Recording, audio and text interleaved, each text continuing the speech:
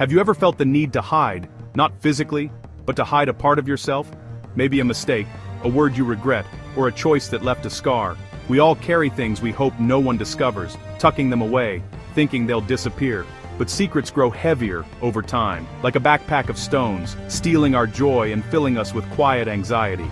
We put on a happy face, but deep down, the secret lingers, dimming even our brightest days. The Bible is filled with stories of people who tried to hide their failures, but found a path to freedom.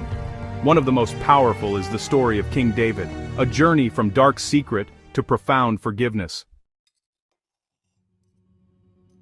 King David was called a man after God's own heart, a shepherd, a giant slayer, a beloved leader, but even a king can make a terrible mistake. One spring evening, David saw Bathsheba, the wife of his loyal soldier Uriah, and took her for himself. When Bathsheba became pregnant, David panicked and tried to cover it up by bringing Uriah home, hoping he'd be with his wife.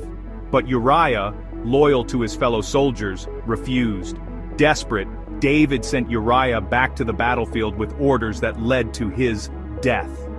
David's sin spiraled from adultery to deception to murder, all to hide his original mistake. For nearly a year, David lived with his secret, marrying Bathsheba and welcoming their son.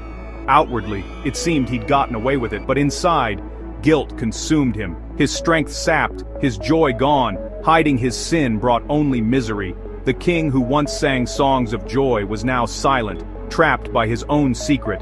His connection to God and himself was poisoned. The weight of his hidden sin was unbearable.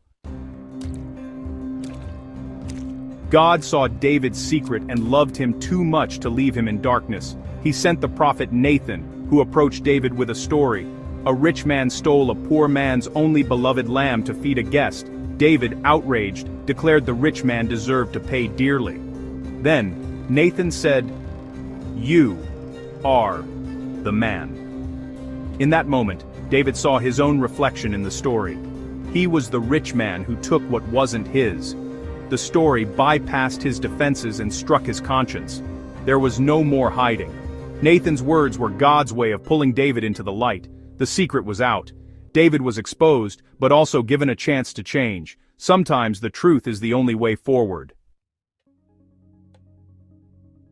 Exposed, David could have denied or excused his actions, but he didn't. His walls crumbled, and he confessed, "I have sinned against the Lord."